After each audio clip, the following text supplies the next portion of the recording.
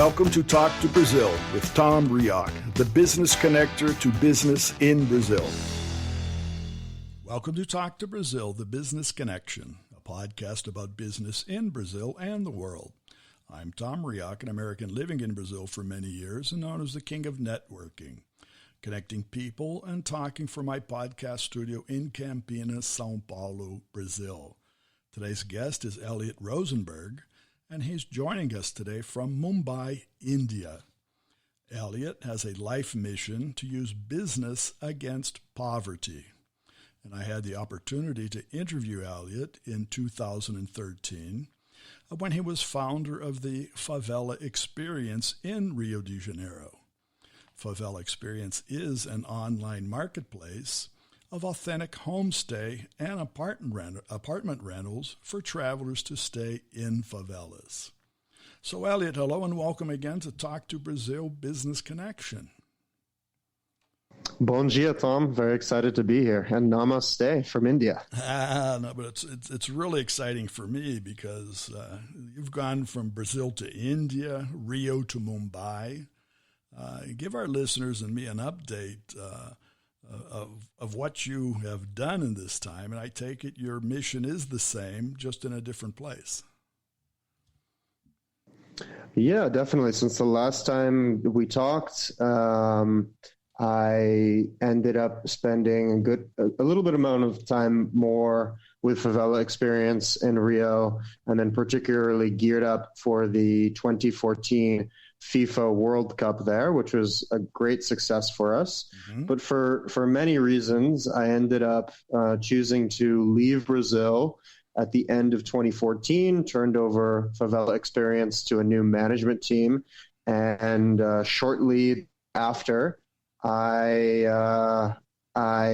took a backpack and I went to 17 different countries in Asia over 15 months, with the objective to better understand the reality of emerging economies in a totally different part of the world, right, and see some different models for people who are using business to address the world's most daunting social problems. What is the burgeoning field of social enterprise? So I ended up going all around Southeast Asia, South Asia, and I had the objective to end my trip in India, hoping to spend a few months traveling and then ultimately to work and live here. Mm-hmm. And that is what I've been doing since I finished traveling in 2016. So it's been over 4 years that I have been living and working in Mumbai for an Indian social enterprise technology startup called Avazde. But let's go back just a couple seconds. What I'd like you to do, because when we talk about Southeast Asia, that's a big chunk of a pie. But I'd like you to mention all of the countries exactly that you've been to. I can list them out if you'd like. Yes. So I'll try and go in order. I went from the Philippines to Laos to Thailand, Vietnam, Cambodia, Malaysia, Singapore, Brunei, Indonesia, East Timor, and on to Nepal, Hong Kong, India, Bangladesh, Sri Lanka, United Arab Emirates, and I think I got everything there. Well, I'm checking your LinkedIn profile. You have Myanmar. Myanmar too. Skipped Myanmar. That was a fun one. Well, you've been. That's sort of the alphabet of the Southeast Asia. Yeah, every single Southeast Asian country was covered on that trip. And, now, help us understand, because we're talking about global world and cultures and emerging cultures.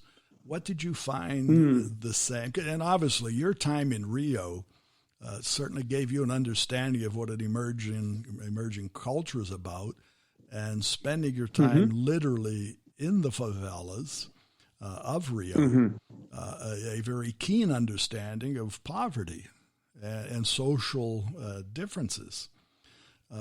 What did you find to be the same, and what did you find to be different in these travels? Yeah, that's a great question, and I can try and give a very concise answer that I think more or less human aspirations are similar across cultures and across generations. But what was interesting to see was the first of all, a major similarity between those places and Brazil, I think, is the sort of collective culture as compared to, say, what we're used to in the US and a lot of the West, which is very individualist. And you have far more of a focus on the family, family bonds. I mean, you have people living in nuclear or extended families throughout their entire lives, which at least today in a lot of the US or the West is not the case. And you have people aspiring to better their quality of life, and particularly the prospects of the next generation. I think there are definitely differences in terms of work culture and models of success in these different places. I'd say if I were to generalize and ask a mother in Rocinha, what would be the ideal career dream for your child? And I would not be surprised to hear I'd want him to be Neymar, superstar footballer. Right. Whereas if you go to Asia, those models, for better or worse, are not so much here. And if I were to go to, say, Dharavi, which is the largest informal settlement in Mumbai and well known from the movie Slumdog Millionaire, and ask a mother there what she would want for her son, she would almost definitely say doctor or engineer. So you have these kind of different cultural models of success in terms of dreams of parents for their children. But I think that in any place in both Brazil and in Asia, you have this shared desire to have the next generation be a level up in terms of quality of life as compared to the current generation, even if sacrifices have to be made. That's inspiring to see. And I think that's a commonality in a lot of emerging economies around the world. I just want to say that you're so right on in that.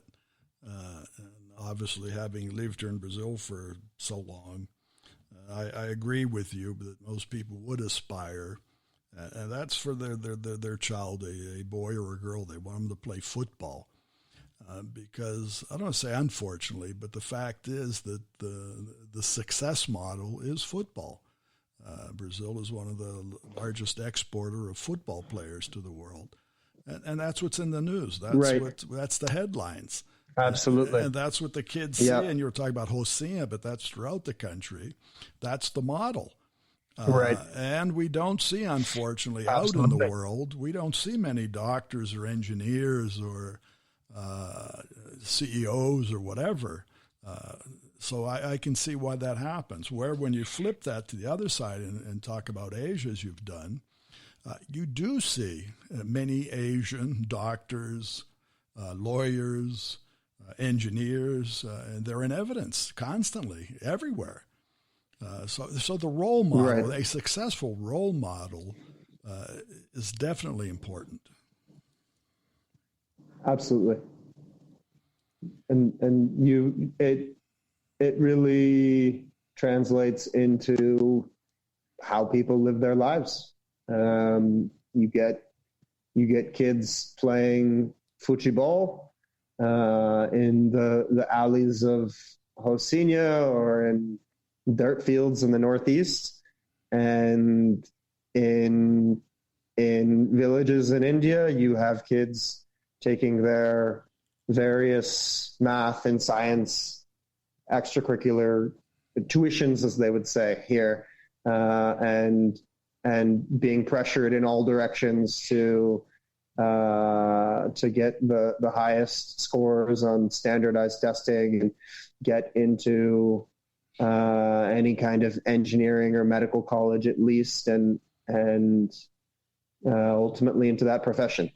So but also eventually kicking a football or playing cricket, right? I mean, it's not. Sure.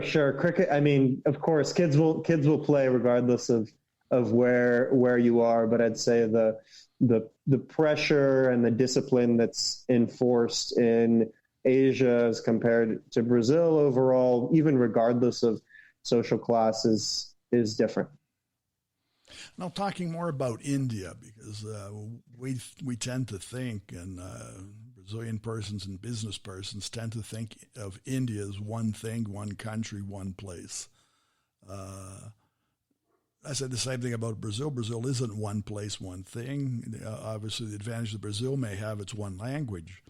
But because of the size of the country, there are many regional differences.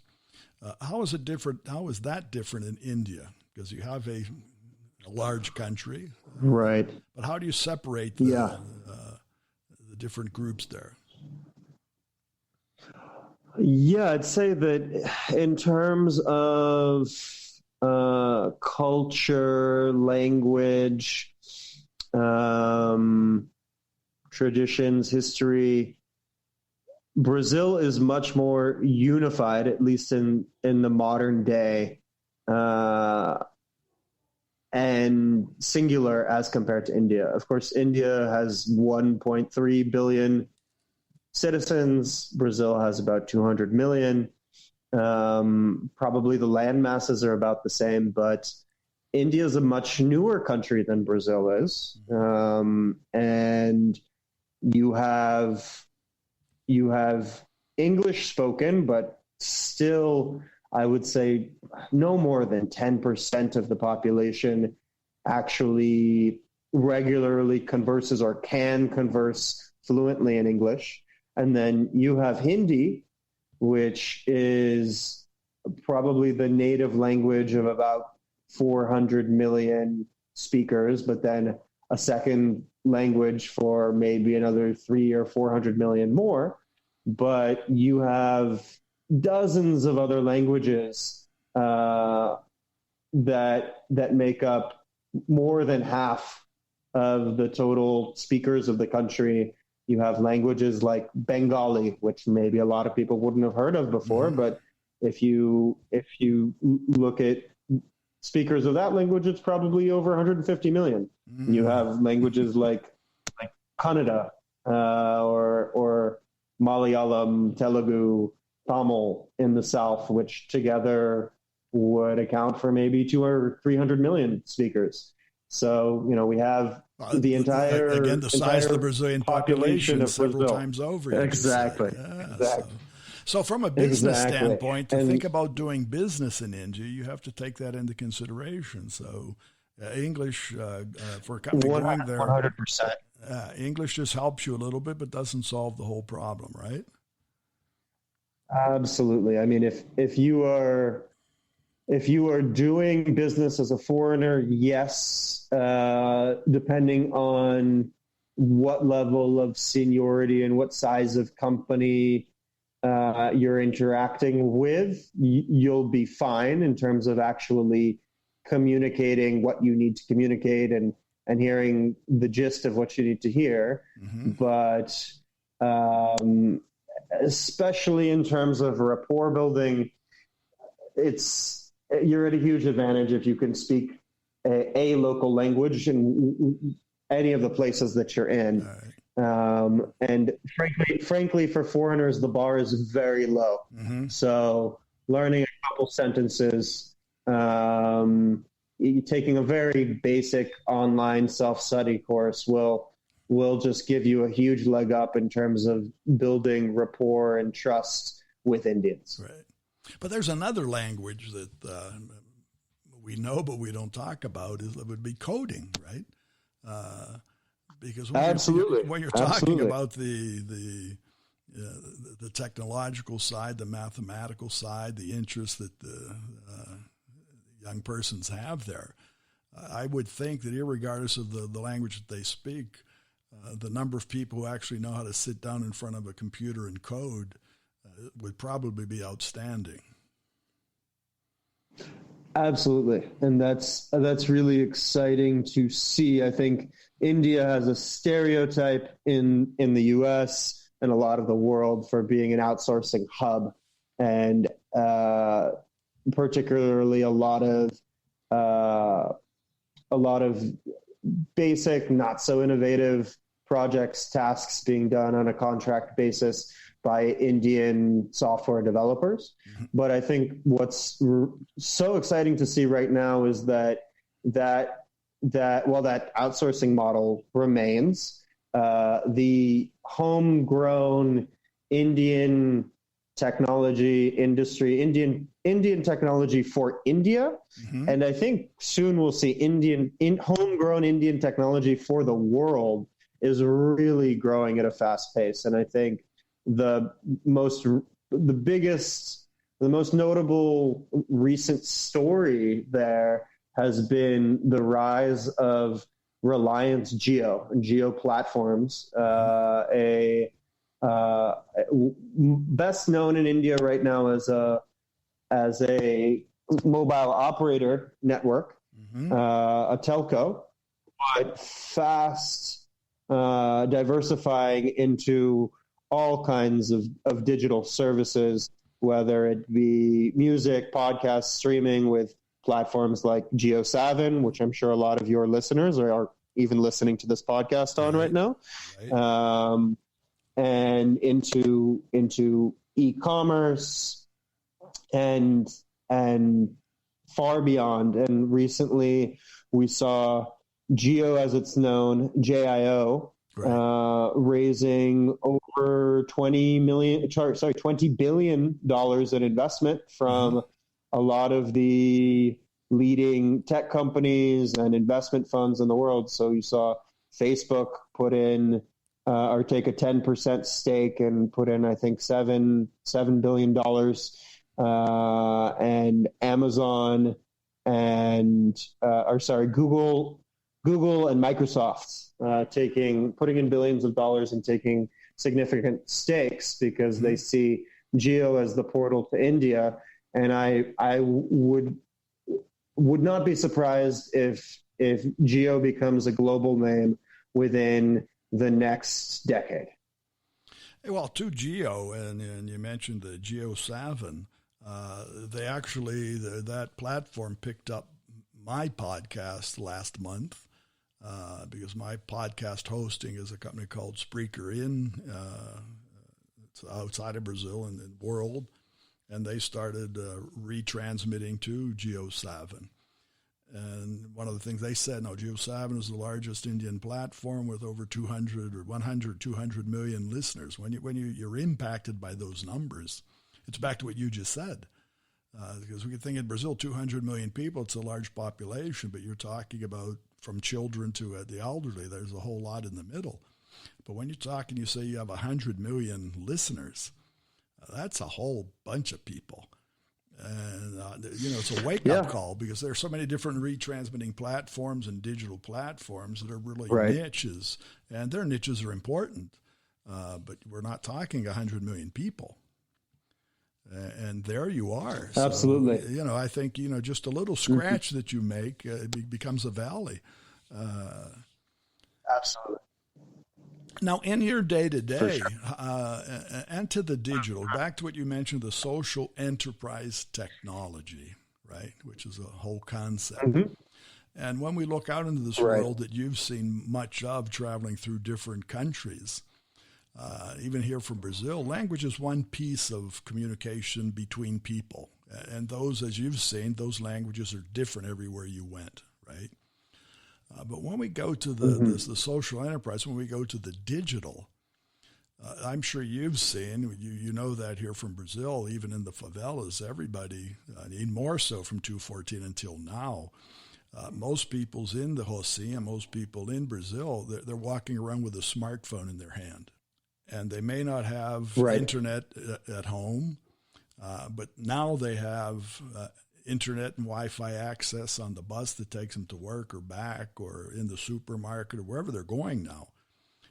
And that's it. So everybody has that in the palm of their hand. And I'm guessing that it's the same in India and probably many of the countries that you went to. So things could be and need to be in the language, but digitally things have become so much more simple. And transactional things are it's a click. Yeah, it is incredible, especially when you go to look at societies like Brazil, India, emerging economies where simple things oftentimes were so difficult for the average person to do, like say sending money with low fees to a relative. Right. Whereas now that's been streamlined for huge segments of the population. But I do think there's more nuance to it than that. And that's a lot of what my current company, Avazde, in India works on, recognizing that still in India, the linguistic landscape is so fragmented, like I mentioned before, and the mobile or tech landscape is also very fragmented, and you have really different types of user behavior depending on region, on socioeconomic level, age, other demographics, and technology needs to be built for not just the upper middle class, highly educated, small minority elites of any society. And that's what underpins really all of the work that we do at Avazde in making technology accessible to the last mile, where still actually probably about half of the population is not using smartphones or internet, but is using basic mobile phones, what we'd call feature phones, and is speaking all manner of languages and dialects, and something as simple as an SMS, a text message, would not be effective, not be opened, read, understood by, say, a rural woman microfinance borrower who's needing to get information about her loan. And that's where Avazde comes in, operating at the most universal level of communication, regardless of device ownership, internet connectivity, and that's voice. And so what we're doing at Avazde is we're providing a communication platform to institutions, particularly financial institutions, to communicate with their last mile customers in a way that's far more effective than, say, apps or text messaging, and is far more cost effective than using a telecaller, a call center, or especially sending feet on the street people out to go meet face to face for things that don't require an in-person meeting, especially in today's COVID-19 times. Right. Well, when you're talking your last mile in India is a lot of miles because you have all these little differences in each one of those miles. So it's not just going down the road. Right. So yeah, our platform works in 11 different Indian languages, and our technology can personalize content to every end user. And our entire approach is meant to adapt to all of the subcultures and different realities of different segments of the population, which are oftentimes overlooked by mainstream tech companies. Now that's amazing, and I think I'd like to really get in deeper on what you just mentioned. We're going to leave that for another podcast, another opportunity. Because everything you just said, to have a platform, to have a company that's working in 11 different languages within the country, adjusting to all these different cultural differences that you just mentioned, educational, social levels, all of that. From a company standpoint, just working with the team, I imagine the team within the company is also everything you just mentioned. People with various language capabilities, with cultural understandings, social level differences. So is it... Absolutely. I mean, is that it? You're just within a group of everybody together? Yeah, I do think we do have a microcosm of India in our team. I mean, we're a small startup. We have about 20 people on the team right now, but a lot of my colleagues all do come from backgrounds similar to the end users who we're trying to serve. So a lot of them come from farming and village backgrounds, and I've had the pleasure for things like marriages to go visit them in their village homes and see how they truly represent the ultimate audience whom we're trying to serve. So that's both a challenge and a great strength. I think that's a strength because to go the last mile, you have to understand where it ends. And the end is the beginning. Right. So if you take it, I saw that many years for my professional experience in Brazil. Many major companies and multinational companies that came here tried to administer all of Brazil from São Paulo or Rio. And as you got down the road and you understood, even here where we're saying that the language is the same, but that's in part because even today in Brazil, you have a very extremely high percentage of persons who are actually semi-literate or functionally illiterate. So it has to be the voice contact. It has to be the local understanding. We still have regions in the country that don't have access even to electricity or water, what have you. So that the end of that last mile can be something surprising. Of course. But anyway, Elliot, I'm going to say really pleased to talk to you again. We're unfortunately coming to the end of our time, but my take of where you are and what you're doing, you've just taken everything, you've just pulled everything out of your backpack and applied it to where you are today. But I think that's fundamental, and for many people, this is my part of our drive here, is to help younger persons understand, and specifically talking to Brazilians right now, that they need to get out in the world, have either cultural exchanges, and today even virtually that's possible. But to have a better understanding of the world, because even Brazil, it's not local anymore. And so for younger persons aspiring, they need to have a better understanding of the rest of this fantastic world. Well said, Tom.